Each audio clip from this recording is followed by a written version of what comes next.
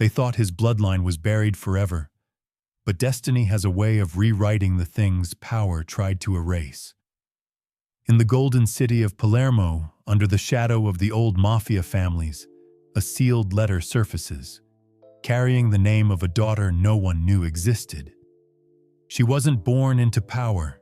She was forged by betrayal, raised in silence, built for truth, and destined to finish what her father began. This is not just another story about revenge. It's a story about legacy, conscience, and the price of blood. Because sometimes, the greatest empire isn't the one you inherit. It's the one you dare to end. They say every empire is built on secrets, but only a few survive long enough to read them aloud. When Don Alessandro Moretti died, the world thought his story ended there, beneath the marble angels of his family crypt in Palermo, Sicily. But the truth was still breathing, quietly, in a safe box no one had opened in 30 years. The letter sat inside, sealed in red wax, addressed simply to one name. To my daughter, Isabella. No one knew who Isabella was. Not his sons, not his lawyers, not even the priests who had heard his final confession. For a man like Moretti, who ruled half of Europe's underworld with silence and strategy, to have a daughter hidden from history, it meant one thing. His greatest secret was still alive. That morning, in a glass tower in New York City, a woman stood by her office window watching the skyline burn gold with sunrise. Her name was Isabella Romano, 32 years old, CEO of a rising tech company, a woman whose face had appeared on Forbes, whose voice carried the quiet command of someone used to being underestimated. But beneath her confidence was a hollow question that had followed her all her life. Who was her father? Her mother had died when she was 15, leaving behind nothing but a small cross necklace and a photograph torn in half. She'd tried to forget, to bury the ache under ambition. But blood has a strange way of calling you home. And on that morning, that call finally came. A man in a charcoal suit walked into her office without knocking. "Ms. Romano," he said softly, placing an envelope on her desk. "It's from Italy, from a law firm representing the Moretti family." The name hit her like thunder. "Moretti?" she repeated. She didn't know why her pulse quickened, why the air suddenly felt thinner. The man nodded. "They requested your presence in Palermo for the reading of Don Alessandro's final will. He mentioned you by name." For a moment, Isabella couldn't speak. It sounded impossible. She had no connection to Italy, no link to any Moretti. And yet, the envelope carried a seal older than she was, pressed with the emblem of a lion holding a crown, something ancient, something hers. That night, she couldn't sleep. She poured herself a glass of wine, replaying every half-memory she'd ever buried. Her mother's accent when she'd whispered lullabies, the way she'd pause. When Isabella asked about her father, the silence that always followed the word Sicily. She took out the photograph again. A younger version of her mother and a man whose face had been torn away. Her hands trembled. She realized for the first time that the tear wasn't random. It had been deliberate, precise, as if someone had wanted to erase a name, not just a face. 3 days later, she landed in Palermo. The air smelled of sea salt and old prayers. The Moretti estate was perched on a hill overlooking the city, its iron gates creaking open as if reluctant to let her in. Inside, portraits of men in suits lined the corridor, generations of power staring down at her. At the end of the hall stood an older man in a black coat. Don Moretti's personal attorney, Miss Romano, he greeted, his voice low, reverent. "I believe you are the reason we've gathered today." He led her to a mahogany table where several men already sat, the remaining heirs of the Moretti Empire. They looked at her like a stranger, or perhaps something worse, a threat. The lawyer opened the folder, his fingers steady. He read aloud, "To my sons, I leave the businesses you fought over. To my daughter, I leave the truth." A murmur rippled through the room. One of the men slammed his hand on the table. "Daughter? What daughter?" Another sneered, "This is a fraud, a trap." The old man was losing his mind. But Isabella didn't flinch. For the first time in her life, she wasn't afraid of not belonging because somehow, deep down, she knew. She always had.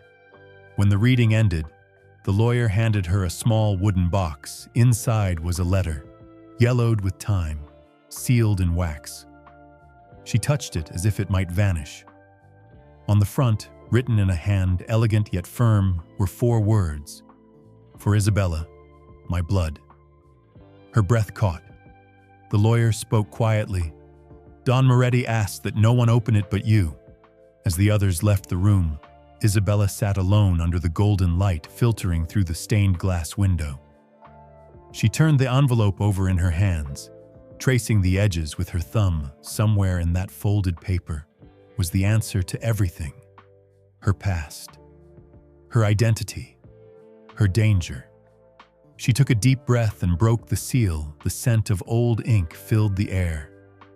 And then, with trembling fingers, she began to read, "If you are reading this, my child, then the world has already lied to you."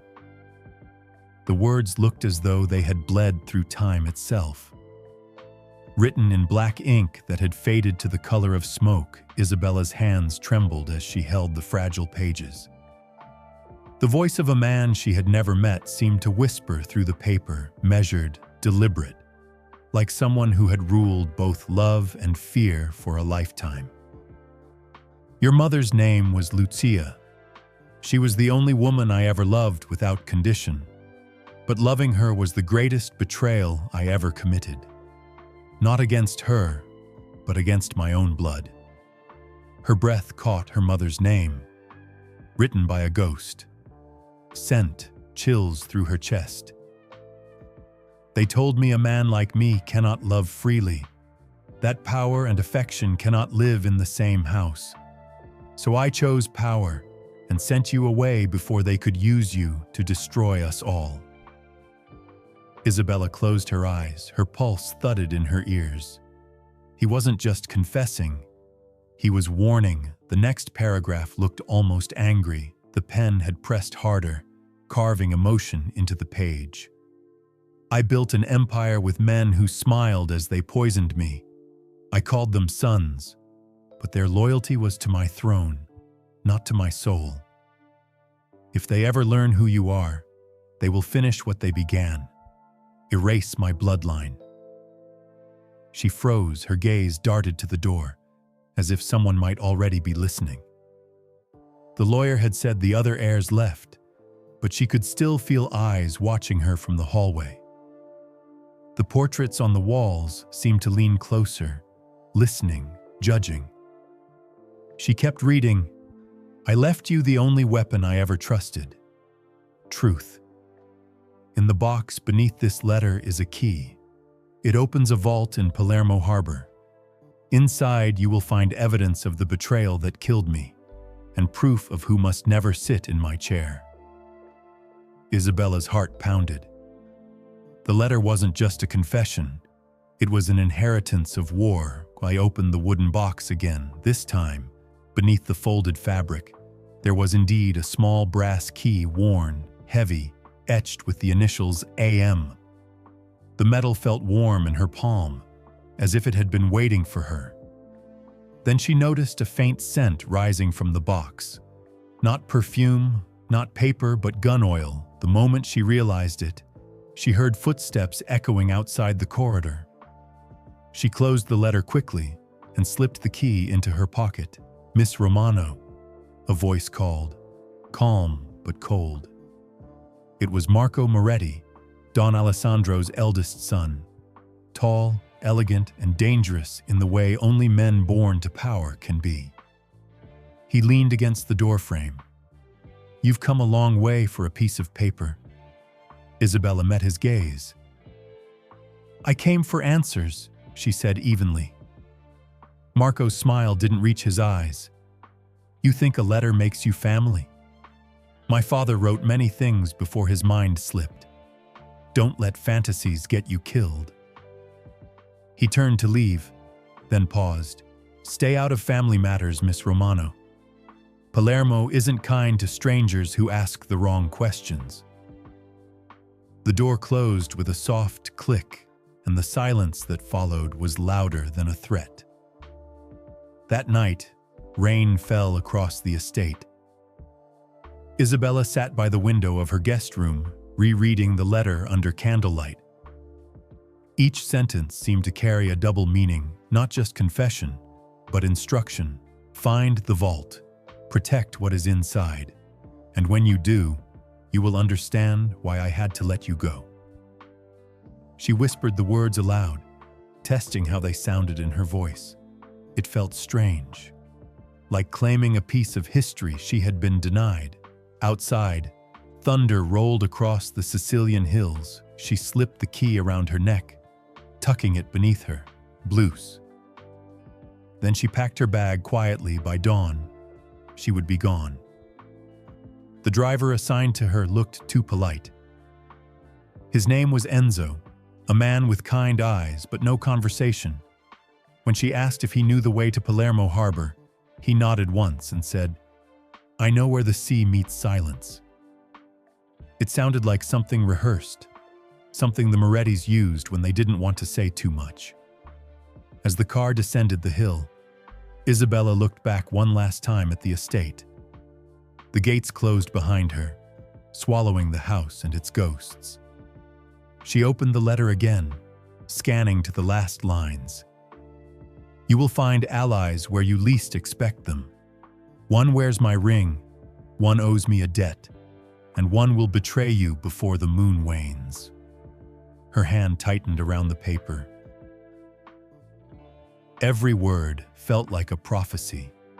By the time they reached the harbor, fog covered the water. Enzo stopped the car beside an abandoned warehouse. Are you sure this is the place? She asked. He looked at her through the mirror, his expression unreadable. Don Moretti trusted very few people, Signorina.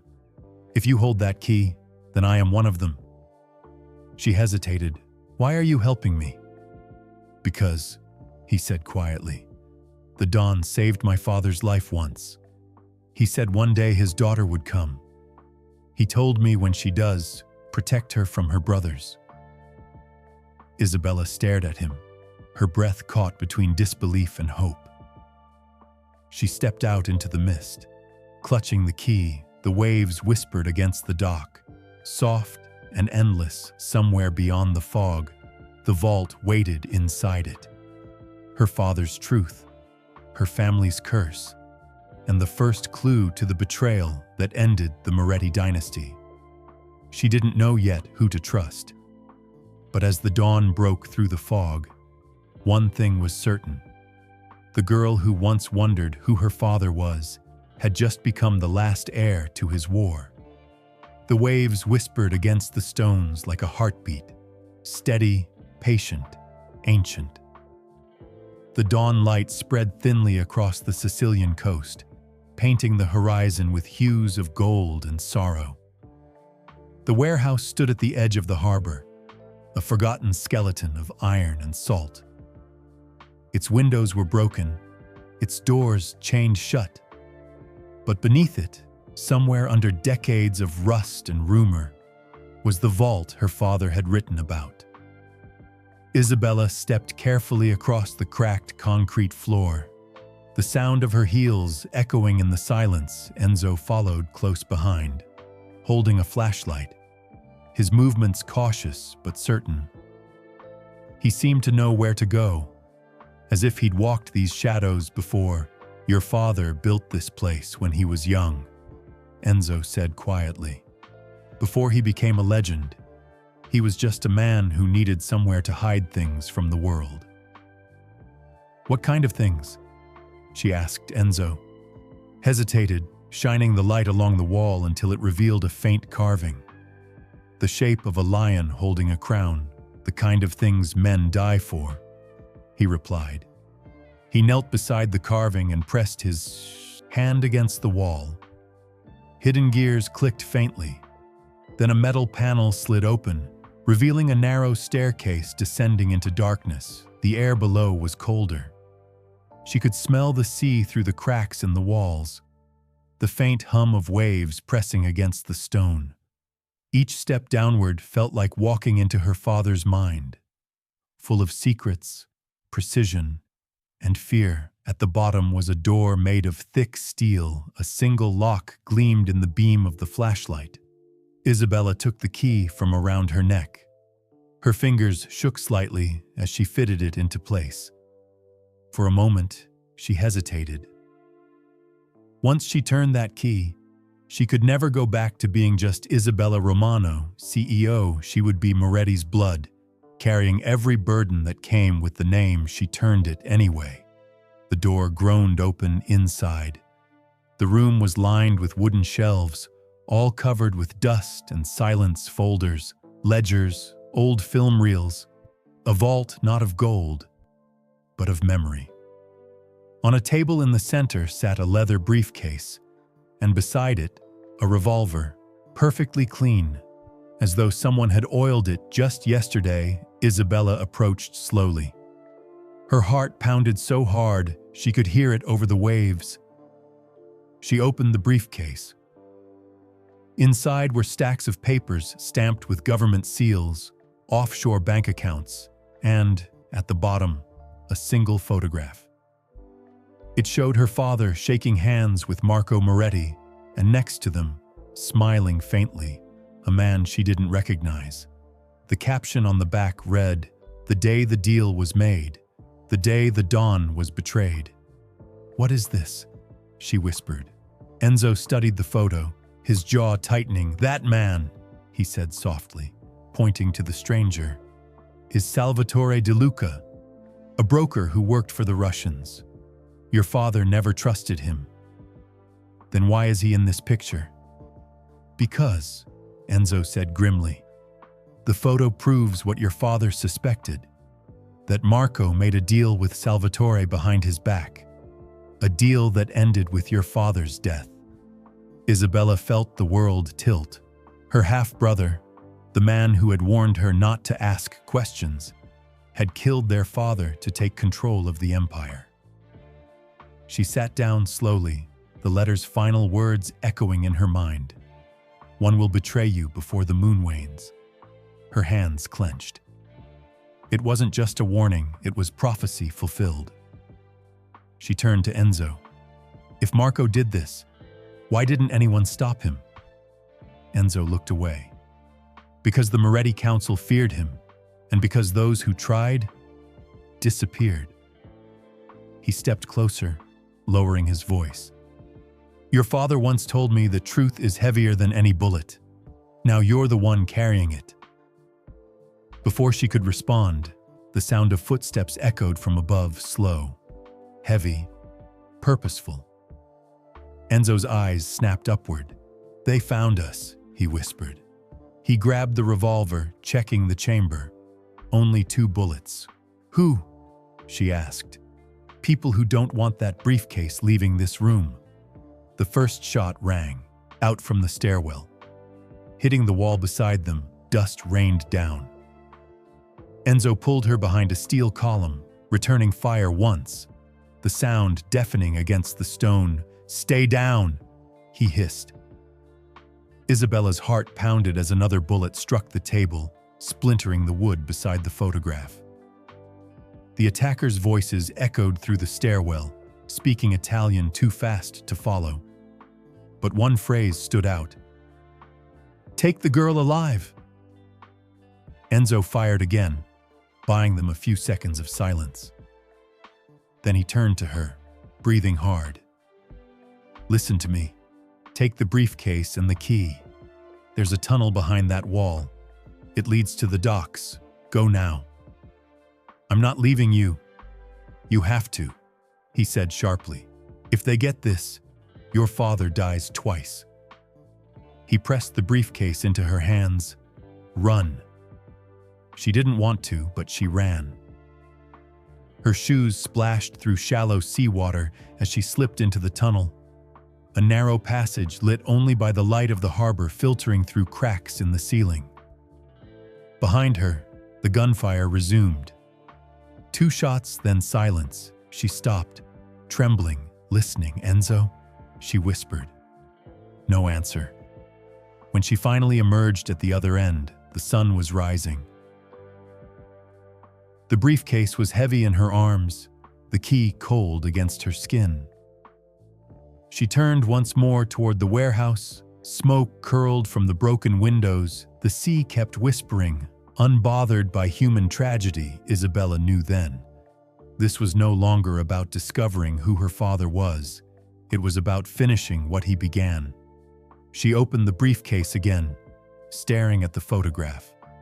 Her father, Marco, Salvatore De Luca, and a faint shadow in the background. Another man she hadn't noticed before. Someone watching from the edge of the frame. She leaned closer, tracing the outline. The face was blurred, but familiar. A realization began to form, cold and terrifying. She whispered it under her breath. He wasn't just betrayed once. The sun had risen fully now, but the light felt wrong, too sharp, too clean for what she had just left behind. The waves lapped against the dock like whispers of judgment. Behind her, smoke still rose from the old warehouse. It twisted in the air like a ghost refusing to leave. Isabella sat on a bench overlooking the sea, clutching the briefcase to her chest. The metallic taste of fear still lingered on her tongue. Enzo was gone. Whether dead or alive, she couldn't let herself decide yet. All she had left was a photograph and 1,000 questions that no one would answer willingly. She spread the photograph on her lap, smoothing the creases carefully. 3 men in focus: her father, Alessandro Moretti, his son Marco, and the broker, Salvatore De Luca. But in the far corner, half hidden by shadow, a 4th man stood, a faint blur at first glance. Yet when she tilted the photo under sunlight, the outline sharpened. A profile, a hint of silver hair, a glint of a watch on his wrist. She squinted, her breath slowing. She'd seen that watch before, not in Palermo, not in any picture from her father's past, but 3 days ago, on the wrist of the man who handed her the letter in New York, the law firm's courier. Polite, quiet, unremarkable. She hadn't even remembered his name, but the image didn't lie. That same man had been there, decades ago, at the meeting that killed her father. Her pulse quickened. It wasn't just betrayal. It was orchestration. Someone had kept her alive all these years, only to guide her back now. Why? To finish her father's work? Or to destroy what was left of him? She needed answers, and she knew where to start. The photograph had a faint watermark on the back. Studio Valenti, Palermo, 1987. She found the address easily. The studio still existed, tucked in a narrow street off Via Roma, its windows fogged with dust and nostalgia. Inside, the air smelled of old chemicals and fading memories. An elderly photographer, his hands trembling with age, looked up as she entered. "Signor Valenti?" she asked softly. He adjusted his glasses. "Depends who's asking." "I'm looking for a photo you took years ago, this one." She placed it gently on the counter. The man froze. His fingers hovered just above the print, not touching, as if it burned. "Where did you get this?" "It belonged to my father," she said, "Don Alessandro Moretti." At that name, something flickered in his eyes, fear, respect, and pity all at once. He locked the shop door behind her. "Come," he said quietly, leading her to a small dark room in the back. On the wall hung dozens of old negatives, curled and yellowing. "I took that picture," he admitted, "but it was not meant to be seen by anyone outside the family." "Then why is there a fourth man in it?" she asked. Valenti sighed. "There were always four that day. 3 who made a deal, and 1 who paid for it later." He opened a drawer and pulled out a small film strip. "This was the original," he said, "before they asked me to crop him out." "Who?" He looked at her, weary. "The same man who told me never to speak of it again. The one who paid me in dollars, not liar." He handed her the negative. The name was written in neat handwriting on the sleeve, Ambassador Victor Hale. The name hit her like a cold wave. Victor Hale, the U.S. diplomat who had served in Italy during the 1980s, a man still alive, still powerful, and still sitting on the board of Romano Tech, her own company. Her throat went dry. It couldn't be coincidence. He had known her mother. He had helped fund her education after her mother's death. He had hired her into his mentorship program. He had called her his prodigy, and all this time, he had been there. In the photograph that marked her father's death, the truth landed with unbearable weight. Victor Hale hadn't just guided her success. He had built her, shaped her, positioned her, protected her, like a piece on a chessboard. And now, the board had come full circle. Her father's enemies had been watching her grow, feeding her ambition, polishing her name so that when the time was right, she could inherit not an empire, but a target. "Are you all right?" Valenti asked softly. Isabella forced a breath. Her mind raced between disbelief and fury. "Can I keep this negative?" He nodded. "But be careful, signorina. Truth like this doesn't just burn, it consumes." Outside, the Sicilian sky had turned the color of storm clouds. She walked quickly through the narrow streets, her pulse steady but cold. She slipped the negative inside her jacket, close to her heart.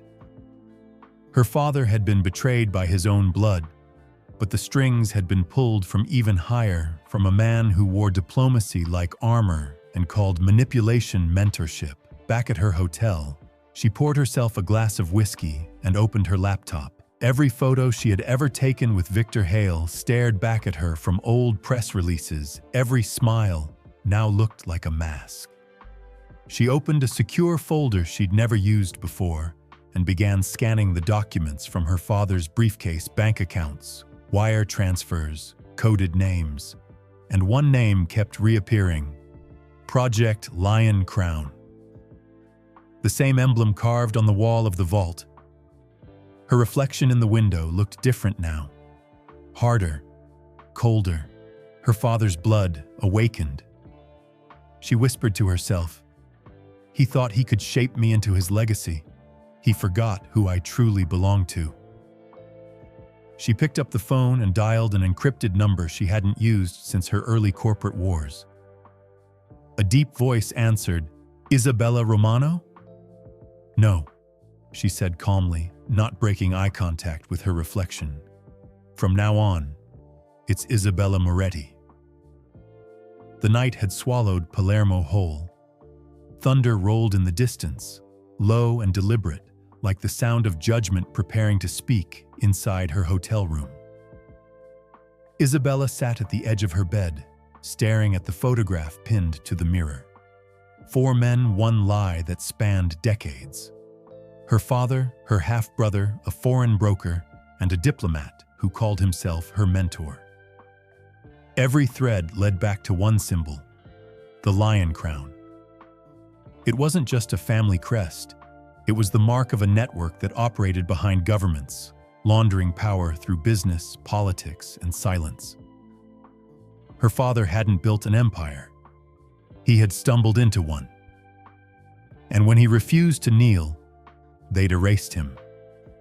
Isabella opened the briefcase again, her fingers tracing the cold edges of each document: offshore accounts, Oil contracts, military logistics, every page stamped with the same sigil, a crowned lion. Her breath slowed. She remembered what her father had written. The truth is heavier than any bullet. And now she could feel its weight crushing her palms. She poured herself a drink, the amber liquid trembling slightly in the glass. In reflection, she saw not fear, but calculation. If the Lion Crown was real, it meant every company, every politician tied to her father's death still existed, still thriving, still untouchable. But she also realized something else. She was no longer a forgotten heir. She was inside their system now, and that made her dangerous. She turned on her laptop. The glow of the screen painted her face in cold blue. Within minutes, she accessed Romanotech's encrypted servers, the empire she had unknowingly built with Victor Hale's funding. Hundreds of emails, contracts, private communications with diplomats and CEOs across 3 continents. All under the code phrase LC Initiative, Lion Crown Initiative.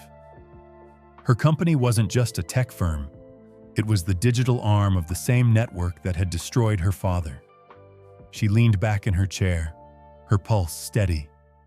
"They used my name," she whispered, "to finish his work." At that moment, her phone buzzed, a private message, unknown number, encrypted signature. "We've been expecting you, Isabella Moretti.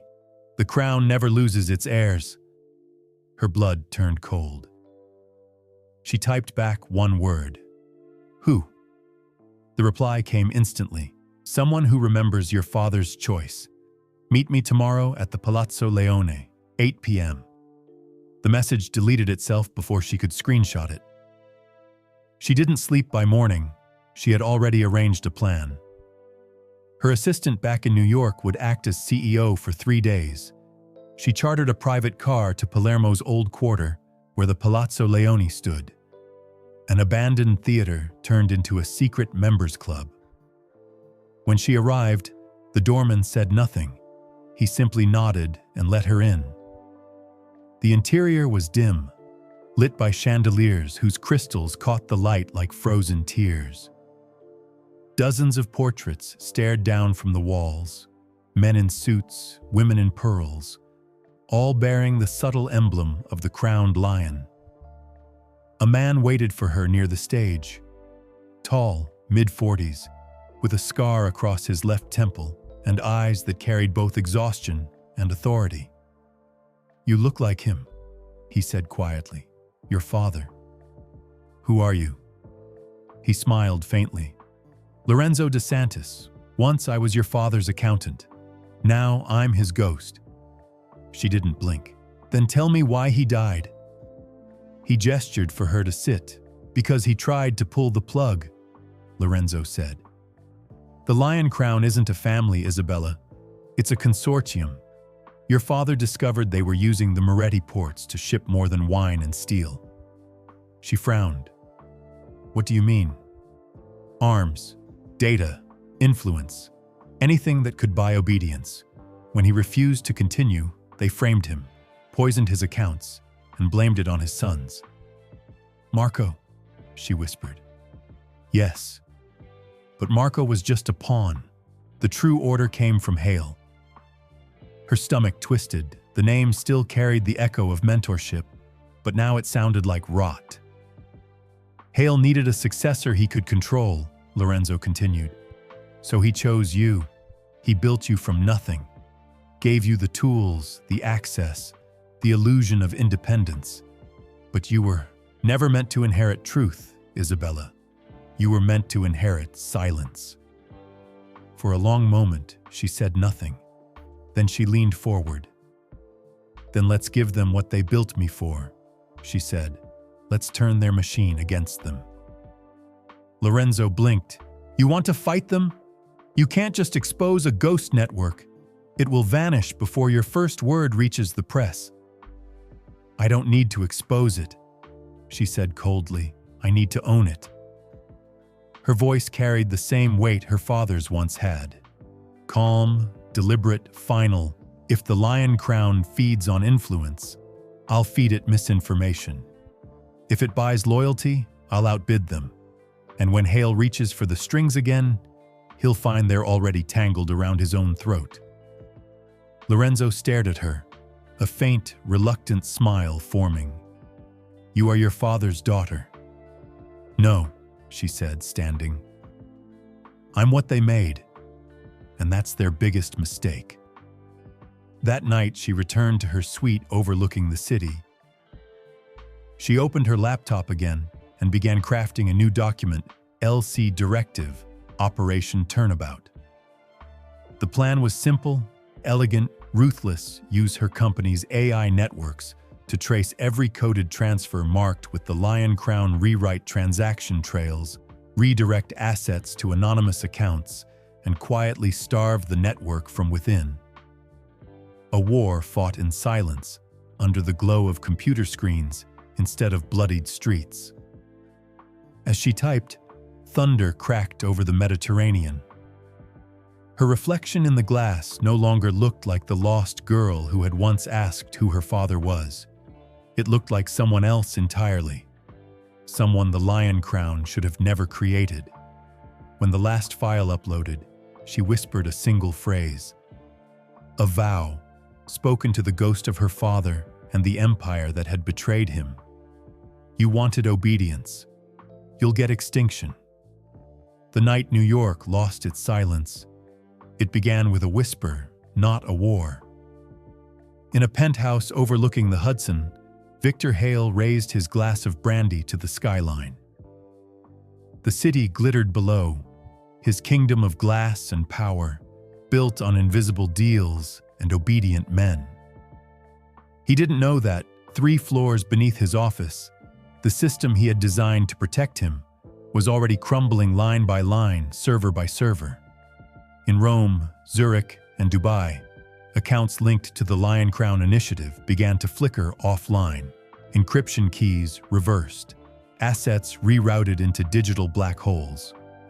At exactly 03:00 a.m. New York time, Hale's private fund, a vault of 30 years' influence, vanished into nothing. And sitting in her apartment across the river, Isabella watched it happen on her screen, the light flickering across her calm face. "You taught me the game," she whispered. "You just never taught me what happens when the pawn learns to move like a queen." The plan had taken weeks to unfold. Isabella had recruited 3 people. None of them saints, all of them ghosts in their own right. Lorenzo DeSantis, her father's old accountant, rebuilt the internal maps of the Lion Crown's offshore network. Alina Varga, a Romanian cryptographer, cracked the digital vaults Hale had claimed were unbreakable. And Kaito Ren, a former corporate spy, handled the human part, feeding false information into the network, whispering poison into the ears of the powerful. Every rumor, every leak, every delay had been designed to make Hale believe the threat came from outside, not from within. He didn't yet realize his own creation, Isabella Romano, had rewritten the code of his empire. But Hale wasn't a fool. When his phone rang at dawn, his voice remained calm, cold, surgical. "Track it," he ordered. "Find out where it went, and find out who helped her." The operative on the other end hesitated. "Sir, the signals lead back to your own company servers." A pause, then a low, dangerous laugh. "So she's finally showing her teeth." By mid-morning, headlines began to ripple across the financial world. Lion Crown assets frozen amid global audit. Romano Tech faces inquiry into offshore transfers. It looked like chaos, but for Isabella, it was music. Because chaos was her camouflage. While the world thought she was under investigation, she was quietly dismantling Hale's structure from the inside, replacing every director, every shell company, every broker with loyalists who owed allegiance only to her. That afternoon, she met Lorenzo in a small cafe near Battery Park. The air smelled of rain and roasted espresso. He slid a folder across the table. "It's done," he said. "Every trace of the Lion Crown now leads to one name, Victor Hale. You've made him the ghost he always feared becoming." She looked out the window. People hurried by, unaware that history was being rewritten behind their reflections. "What about Marco?" she asked. Lorenzo's eyes lowered.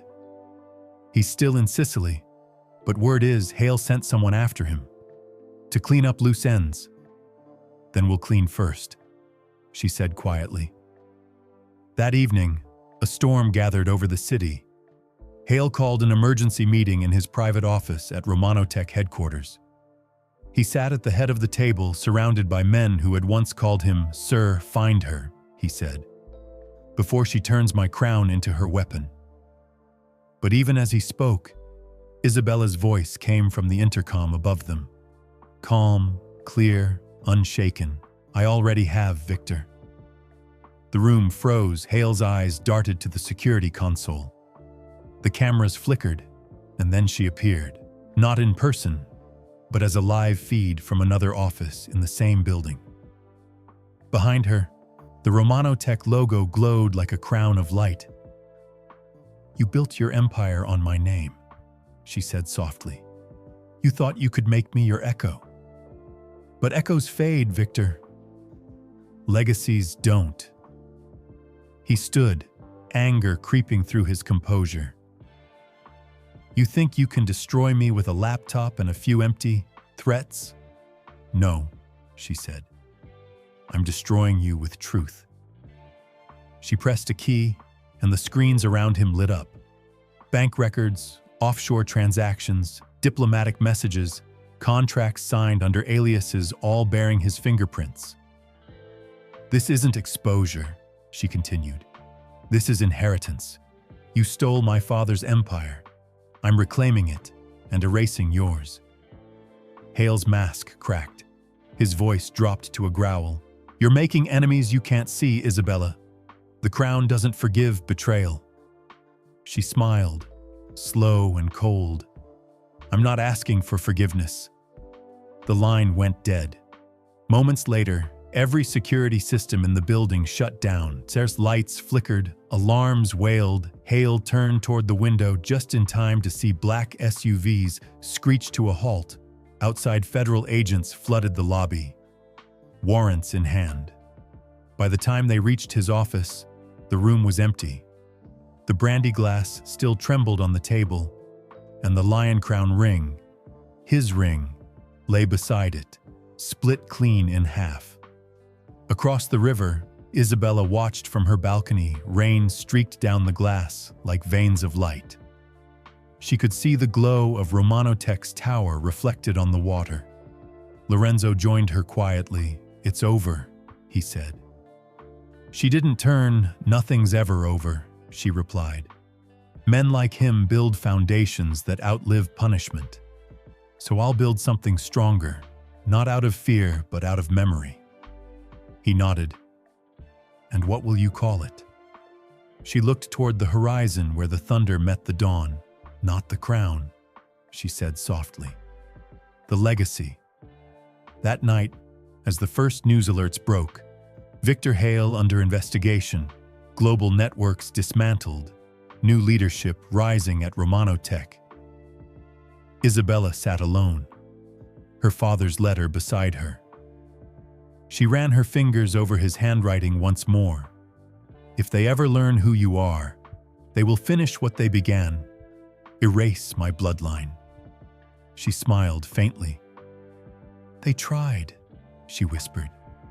"But I wasn't his end, Papa. I was his beginning."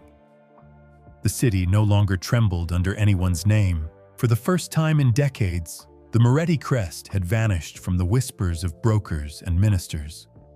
No one spoke of the Lion Crown, not openly, its members scattered.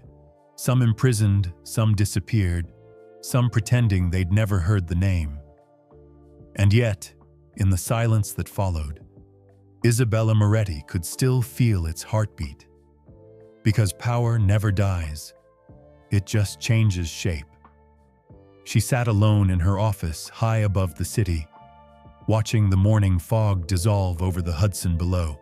Reporters crowded the steps of Romano Tech headquarters. They called her the woman who ended an empire, but headlines only tell half a story. On her desk lay two objects: a glass of whiskey that had gone untouched, and her father's ring, the one split in half, now repaired, but never worn. The world saw victory. She saw inheritance. The door opened quietly. Lorenzo DeSantis stepped in, holding a folder thick with reports. "The cleanup is almost complete," he said. "Every shell company tied to Haley is dissolved. The council in Palermo has sworn loyalty. Even Marco—" He hesitated. "Even Marco what?" "He surrendered to the authorities." She exhaled, eyes still on the skyline. "Good. Let him answer to the world, not to me." Lorenzo studied her expression. Calm, regal, but distant. "You know," he said softly, "you could restore the Moretti seat if you wanted. The families would follow you. The ports, the trade routes, all of it could be yours again. I don't want an empire built on blood." He gave a faint smile. "Then what do you want?" She looked at him, her voice low, steady. "To end the pattern, once and for all. But patterns don't die easily." That afternoon, she received a call, an unfamiliar number, no caller ID. When she answered, the voice was quiet, strained, familiar in its pride and bitterness. "Little sister." Her pulse froze. "Marco." "I thought I'd be angry when I heard your name on the news," he said. "But I'm not. Maybe because I finally understand what Father saw in you." "What do you want?" "To meet. No cameras, no guards, just family." She hesitated. Every instinct told her this was a trap, but another voice, older, softer, whispered inside her. Some ghosts deserve to be faced, not feared. She agreed. They met that evening at a monastery on the edge of Palermo, the same one where her father had been buried. The halls smelled of incense and rain. Marco waited in the courtyard. No guards, no weapons. Just a man worn down by regret. He looked older than his years, not by time, but by guilt. "You destroyed everything," he said quietly, not with anger but awe. "The crown, Hale, the council. I thought you wanted revenge, but you built something else." "I didn't destroy it," she said. "I ended it." Marco nodded slowly.